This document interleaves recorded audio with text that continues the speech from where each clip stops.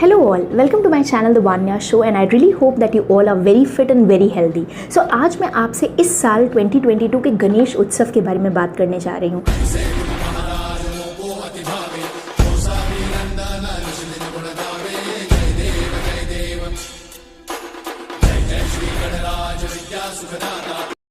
मैं इस फेस्टिवल से बहुत ज़्यादा रिलेट कर पाती हूँ क्योंकि जब भी मैं भगवान गणेश की मूर्ति देखती हूँ तो डेफिनेटली एक बहुत बड़ी स्माइल मेरे चेहरे पर आ जाती है। वो इतनी सुंदर मूर्ति होती है कि रियली मुझे बहुत ज़्यादा खुशी मिलती है। हालांकि मैं अपने घर में इसे विराजित नहीं करती, लेकिन जब भी ये फेस्टिवल आता है, हालांकि ये मुंबई और गोवा में मेनली सेलिब्रेट किया जाता है, पर तभी भी जैसे ही मैं इंटरनेट पर इसके बारे में पढ़ती हूँ तो एक अलग ही वाइब और एक अलग ही खुशी ये मुझे देता है।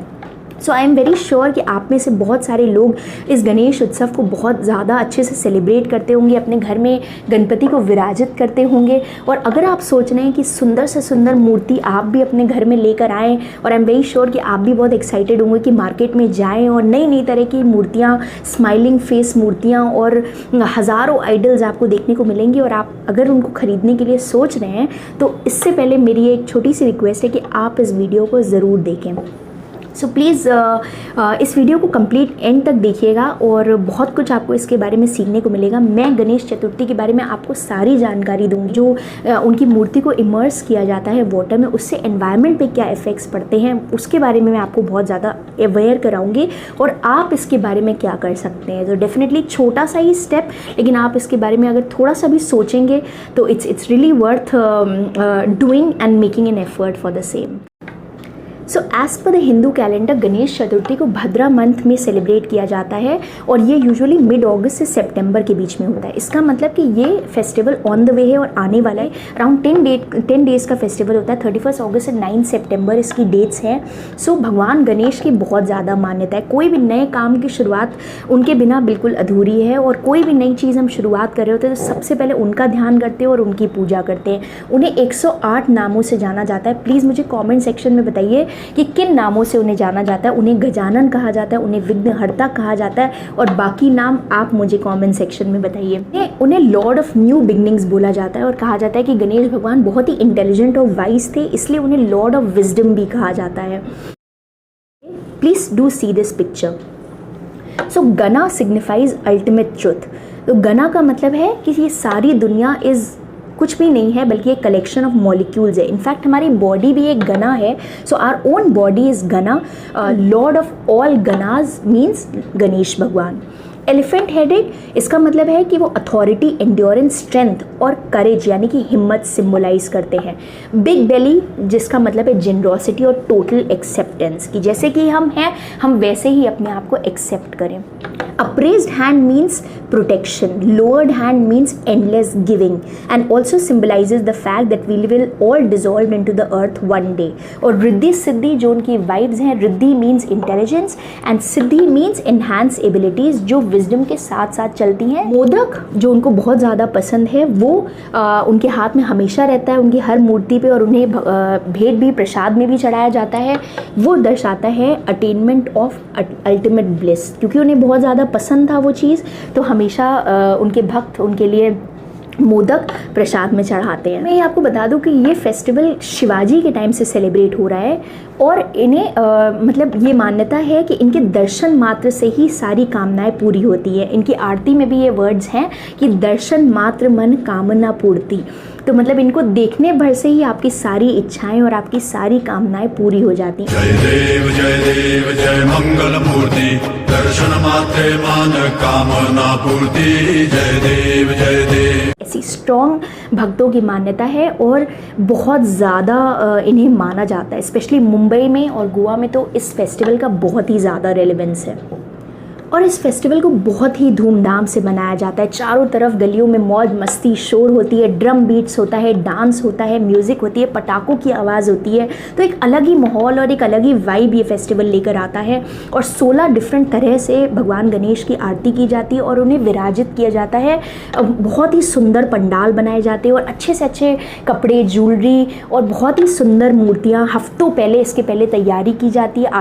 आर्टिसंस जो है उनकी मूर्ति को बहुत सुंदर तरह से सजाते हैं और फिर उन्हें पंडालों में विराजित किया जाता है, चाहे वो हम अपने घर में विराजित कर रहे हों, चाहे फिर लोकेलिटीज़ में या फिर मंदिरों में हम उन्हें विराजित कर रहे हों। तो बहुत ही सुंदर फेस्टिवल होता है, फूलों से बड़ी सुंदर तरह से उनकी सजावट होती है। और उसके बाद एक कहा जाता है कि प्रीस्ट मंत्र चैंट करके उस मूर्ति में जान डालते हैं। रिचुअल को प्राण प्रतिष्ठा कहा जाता है। उसके बाद उत्तर पूजा का नाम का एक रिचुअल होता है जिसमें हम उनको फेयरवेल देते हैं। हम जितने भी टाइम उनको विराजित करते हैं, चाहे वो डेढ़ दिन हो, 3 दिन हो, 7 दिन हो, अपनी अपनी श्रद्धा के हिसाब से लोग उन्हें विराजित करते हैं। और एंड में ये हमें बहुत ज़्यादा इमोशनल कर देता है कि हम उन्हें जब इमर्स करने जाते हैं और बहुत ही ड्यू रिस्पेक्ट के साथ हम उन्हें गणपति बप्पा मोरिया, पुष्या वर्षी लौकरिया मीन्स भगवान गणेश, हम आपको अभी गुड बाय कर रहे हैं, फेयरवेल बिट कर रहे हैं, प्लीज़ आप अगले साल फिर से हमारे पास ज़रूर आना। तुझको फिर से जलवा दिखाना ही होगा, अगले बरस आना है, आना ही होगा। सबसे इम्पॉर्टेंट बात जो यहाँ पर देखने वाली है कि भगवान को मानना, भगवान की पूजा करना, और ये ब्यूटीफुल सा इसके पीछे का जो थॉट है वो बहुत ही सुंदर है। लेकिन जो एक्चुअल फैक्ट्स हैं, we really need to think about that. Environment पे इफ़ेक्ट्स इसके आ रहे हैं, वो मुझे लगता है कि बहुत ज़्यादा कंसर्निंग है और हर इंसान को इसके बारे में सोचना चाहिए। अब मैं आपको इसके एनवायरमेंटल इफ़ेक्ट्स बताती हूँ। तो जो ये आइडल्स को इमर्स किया जाता है, इसमें कैल्शियम सल्फेट हेमीहाइड्रेट होता है। जब इसको वाटर बॉडीज़ में डिज़ोल्व करते हैं तो पानी का ऑक्सीजन लेवल काफ़ी कम हो जाता है और ज़्यादा फिशेस मर जाती हैं और कई सालों तक ये मूर्तियाँ डिज़ोल्व नहीं हो पाती हैं, जिससे कि जो सारी वाटर सोर्सेज हैं वो बहुत ज़्यादा पल्यूट हो जाती है, which is like really concerning. So ये हमें डेफिनेटली इसके बारे में सोचना चाहिए। इसका दूसरा बहुत ही एडवर्स एनवायरमेंटल इफेक्ट है कि जिन पेंट्स को यूज़ करके ये मूर्तियाँ बनती हैं उनमें लेड और मर्क्यूरी होता है, जो पानी में डिज़ोल्व होके बहुत ज़्यादा एनवायरनमेंट और मरीन लाइफ को नुकसान पहुँचाता है। इनफैक्ट ये स्किन डिजीज़ेज़ भी हो जाते हैं इससे ही। और इन मूर्तियों के हैवी मेटल ज्वेलरी और फ्लावर्स और गार्लेंड्स से बहुत ज़्यादा फ्लावर्स होते हैं, जो इन सब के साथ इन्हें वाटर बॉडीज़ में डाल दिया जाता है, विसर्जित कर दिया जाता है। और हालांकि फ्लावर्स जो हैं वो तो बायोडिग्रेडेबल होते हैं, पर जिन प्रोडक्ट्स से वो बने होते हैं, देखिए फर्टिलाइजर्स और पेस्टिसाइड्स की मैं बात कर रही हूँ, वो वाटर बॉडी में ऐड कर देते हैं और ये वाटर बॉडीज़ को पूरी तरह से कंटैमिनेट कर देते हैं और इसका इफेक्ट कई सालों तक रहता है और पूरे इकोसिस्टम को बहुत बैडली इफेक्ट करता है। जो रेस्ट्रिक्शंस होते हैं लाउड स्पीकर्स वगैरह पे वो हटा दिए जाते हैं इस समय, लेकिन पूरे 10 दिन तक वो अपरमिसिबल लिमिट से भी ज़्यादा नॉइस पोल्यूशन होता है। फायर क्रैकर्स से, लाउड स्पीकर से, ड्रम बीट से, जो कि चाहे पेशेंट्स हों चाहे और आम पब्लिक हो, उसके लिए बहुत ज़्यादा नुकसान पहुंचता है। तो यहाँ पर एक मोस्ट इंपॉर्टेंट क्वेश्चन है कि हम इसी तरह से, इसी शोरगुल से और ऐसे ही एनवायरनमेंट को इफेक्ट करते हुए इस फेस्टिवल को सेलिब्रेट करें। So that's really important question और हमें इसके बारे में ज़रूर सोचना चाहिए। NMMC इसके पीछे बहुत ज़्यादा काम कर रही है और उन्होंने कुछ गाइडलाइंस इशू करी हैं जो इस साल गणेश उत्सव 2022 होने वाला है, जो कि 31 अगस्त को होने वाला है। तो उसके लिए कुछ गाइडलाइंस इशू करी गई हैं, जैसे मंडप सेटअप होता है तो उसके लिए एक परमिशन लेनी पड़ती है। तो जिसके लिए उन्होंने सारे सिटीजन्स को और सारी जो ऑर्गेनाइजेशन है उनको रिक्वेस्ट करा है कि एक ऑनलाइन पोर्टल के थ्रू वो एप्लीकेशन दें मंडप सेटिंग के लिए, जिससे बहुत ज़्यादा भीड़ नहीं लगेगी। और अगर हम घर में आइडल सेटअप कर रहे हैं तो उन्होंने बोला है कि 2 फीट से ज़्यादा हम कोशिश करें कि आइडल की हाइट ना हो, और अगर हम पब्लिक प्लेसेस पे यानी कि टेम्पल्स या लोकेलिटीज़ पे अगर हम भगवान गणेश को विराजित करें तो 4 फीट से ज़्यादा उस आइडल की हाइट ना हो। सो इसके अलावा उन्होंने ये कहा है कि कोशिश करके वाटर बॉडीज़ में उसको इमर्स ना करके या तो हम ऑफिशियल आर्टिफिशियल पूल्स जो इनके लिए बनाया गए हैं उसमें या तो हम इमर्स करें, या तो हम कुछ ऐसा अरेंजमेंट करें कि हम घर ही में ही उन आइडल्स को किसी बकेट में हम इमर्स कर दें। तो उससे वाटर बॉडीज़ पे ऑलरेडी जो लोड है प्लास्टिक वेस्ट, इंडस्ट्रियल वेस्ट और जितने भी ह्यूमन वेस्ट का जितना भी वाटर बॉडीज़ में अनट्रीटेड चला जाता है, जिससे मरीन लाइफ को बहुत ज़्यादा नुकसान होता है। तो अगर ऐसा कुछ हो गया तो फिर वाटर बॉडीज़ में डेफिनेटली कुछ लोड तो कम होगा। और ये एक बहुत अच्छा इनिशिएटिव है NMMC के द्वारा। उन्होंने सारे मंडप्स को ये एडवाइस दी है कि वो कल्चरल एक्टिविटीज़ के बजाय हेल्थ रिलेटेड एक्टिविटीज़ इसमें ऑर्गेनाइज़ कराएं। इनफैक्ट कैंप्स वगैरह जैसे ब्लड डोनेशन कैंप्स वगैरह भी इसमें ऑर्गेनाइज़ कराएं और डिजीज़ेस को लेकर लोगों को अवेयर कराएं। हेल्थ और फिटनेस की बात की जाए, हेल्थ और हाइजीन के बारे में भी, उसकी इम्पोर्टेंस के बारे में लोगों को बताया जाए और बिल्कुल भी फोर्सिबली डोनेशन किसी से ना ली जाए। So that's really a nice thought and I read about it and मुझे लगा कि ये इन्फॉर्मेशन ज़रूर आपके लिए इम्पॉर्टेंट है और ना भी हो तो आपको जानना ज़रूरी है। और NMMC ने लोगों को ये रिक्वेस्ट करा है कि लार्ज स्केल गैदरिंग को अवॉइड किया जाए और आरती के टाइम पे या फिर कोई भी ड्रम बीट्स या कोई भी तरह का नॉइस पोल्यूशन वो थोड़ा अवॉइड किया जाए। और सबसे इम्पॉर्टेंट बात यहाँ पे ये है कि दर्शन फैसिलिटी जो भगवान श्री गणेश के दर्शन होते हैं उसकी ऑनलाइन फैसिलिटी भी अरेंज करने की बात की गई है। PMC भी इन्वायरमेंट को प्रोटेक्ट करने के इस इनिशिएटिव में बहुत ज़्यादा अग्रेसिव कैंपेनिंग करता है, वर्कशॉप्स करता है, जिससे लोगों को अवेयरनेस मिले और लोग कुछ एफर्ट्स करें ताकि इन्वायरमेंट को हार्म ना पहुँचे। सो उन्होंने अमोनियम बाइकार्बोनेट भी फ्री में लोगों को डिस्ट्रीब्यूट किया था, जो कि 2 दिन के अंदर अगर आप बकेट में इन आइडल्स को इमर्स करके अमोनियम बाइकार्बोनेट डाल देते हैं तो 2 दिन के अंदर वो डिज़ोल्व हो जाते हैं। तो ये एक बहुत ही ब्यूटीफुल इनिशिएटिव है। कैंपेन्स जो है ऑर्गेनाइजेशंस के थ्रू कराता है, जैसे national chemical laboratory and Cummins group India, city environment और स्कूल्स भी इसमें इन्वॉल्व होते हैं, जिससे लोगों को बहुत ज़्यादा जानकारी मिलती है।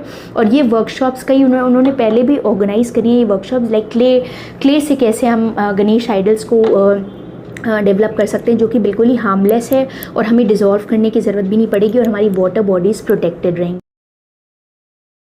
सो हम इसमें क्या इनिशिएटिव ले सकते हैं? हम इसमें बहुत कुछ कर सकते हैं। नेचुरल मटेरियल से हम आइडल्स को बना सकते हैं, जैसे क्ले हो गया, न्यूज़पेपर हो गया, शुगर केन हो गया या सैंडलवुड पेस्ट से हो गया। सो ये मटेरियल्स वाटर में बहुत आसानी से डिज़ोल्व हो जाते हैं और वाटर बॉडीज़ को बिल्कुल भी हार्म नहीं पहुँचाता है। So which is like really nice. आप ऐसा कुछ कर सकते हैं और ये इससे जो है आइडल्स बहुत लंबे ड्यूरेशन तक पानी में फ्लोट नहीं करेंगी और बहुत आसानी से डिज़ोल्व हो जाएंगी। सेकेंड इनिशिएटिव जो हम ले सकते हैं वो हम सेम आइडल को यूज़ कर सकते हैं हर साल और एक बीटल नट को पानी में इमर्स करके हम ये सुंदर सा जो ये रिचुअल है भगवान गणेश को विसर्जित करने का वो भी हम पूरा कर सकते हैं। सो इस तरह से हम एनवायरनमेंट को भी प्रोटेक्ट करें और साथ साथ हमारी पूजा, हमारे रिचुअल, हमारे विश्वास को भी कोई हार्म नहीं पहुँचा। बहुत इंपॉर्टेंट एफर्ट हम इसमें कर सकते हैं कि हम वाटर बॉडीज़ को लोड ही ना दें और वाटर बॉडीज़ में इन आइडल्स को हम इमर्स ना करके कुछ आर्टिफिशियल अरेंजमेंट करें, चाहे वो हाउस होल्ड लेवल पे हो। और अथॉरिटीज़ भी ऐसे आर्टिफिशियल पूल्स क्रिएट करेंगे जिसमें हम जाके भगवान गणेश की मूर्ति को विसर्जित करके अपना रिचुअल कंप्लीट कर सकते हैं। So now I am going to tell you कि कई ऐसी ऑर्गेनाइजेशन हैं जो एनवायरनमेंट के ये इको फ्रेंडली इनिशिएटिव को बूस्ट कर रही हैं। सो मैंने इसके बारे में रिसर्च करी। सो एक ऑर्गेनाइजेशन है जिसका कॉन्सेप्ट मुझे बहुत ही ज़्यादा ब्यूटीफुल लगा and the name of that unique organisation is tree Ganesha. So इनका ये कॉन्सेप्ट है कि the idol that transforms into a tree. So जब हम गणेश भगवान की आरती करते हैं और उसे विसर्जित करते हैं तो इनका ये कहना है कि आप उसे अपने गार्डन में इमर्स कर दीजिए और उसे कुछ दिनों तक आप वाटर करिए। So actually it has a seed inside it और कुछ दिनों बाद उसमें से एक सीड या तो एक ब्यूटीफुल प्लांट ग्रो होगा। So which is a really nice and a different initiative, जिससे प्लांट्स तो हम ग्रो कर ही रहे हैं और एनवायरनमेंट को बिल्कुल भी नुकसान नहीं पहुंचा रहे हैं। सो अगर आप गणेश आइडल को परचेज करने का सोच रहे हैं तो you can buy an eco friendly Ganpati. तो उनकी वेबसाइट पे जाके आप इसके बारे में और रिसर्च कर सकते हो और एक आइडल जो कि बिल्कुल भी एनवायरनमेंट को नुकसान नहीं पहुंचाएगा और एक मेमोरी भी आपके गार्डन में हमेशा उसके लिए रहेगी। तो ये थॉट मुझे सबसे ज़्यादा उसके बारे में ब्यूटीफुल लगा कि हमेशा आप जैसे गणेश भगवान को हम विसर्जित करते तो हम इमोशनल हो जाते कि हम उससे सेपरेट हो रहे हैं, पर अगर आप उसको गार्डन में इमर्स करेंगे तो उनकी प्रेजेंस वो कहीं ना कहीं रहेगी हमारे बीच में। तो विच इज़ लाइक रियली यूनिक और ये कोई पेड प्रमोशन नहीं है। मैंने इसके बारे में एक्चुअली पढ़ा और इनका ये थॉट और ये कॉन्सेप्ट मुझे बहुत अच्छा लगा। सो लिंक डिस्क्रिप्शन में है अगर आप जानना चाहें, देखना चाहें। और बहुत ही बजट फ्रेंडली आइडल्स आप खरीद सकते हैं। So do watch them out and I hope you find them useful and nice too. Thank you. So end में मैं आपको यही मैसेज देना चाहती हूँ कि हम भगवान को याद करें, भगवान का ध्यान करें। आज भी लेकर आइए अपने घर पे, बट कुछ ऐसे एफर्ट्स करिए जिससे एनवायरनमेंट को हार्म ना हो। आप कुछ ऐसे थॉट्स से आप खुद क्रिएट कर सकते हैं। क्ले से एक सुंदर सा आइडल बना भी सकते हैं, वो आपकी क्रिएटिविटी को भी एनहांस करेगा और एनवायरनमेंट को भी इफेक्ट नहीं करेगा, बिकॉज एनवायरनमेंट है तो ही हम हैं। So I really hope that you like this information which is shared by me, and do hit the like button and share it with your friends अगर आपको थोड़ा भी ये information knowledge वाला लगा हो, and do let me know in the comment section that are you also planning to rethink about this and celebrate this festival with the same zeal but a slightly different approach. So thank you so much. Please do keep watching me. Lots of love. Thank you.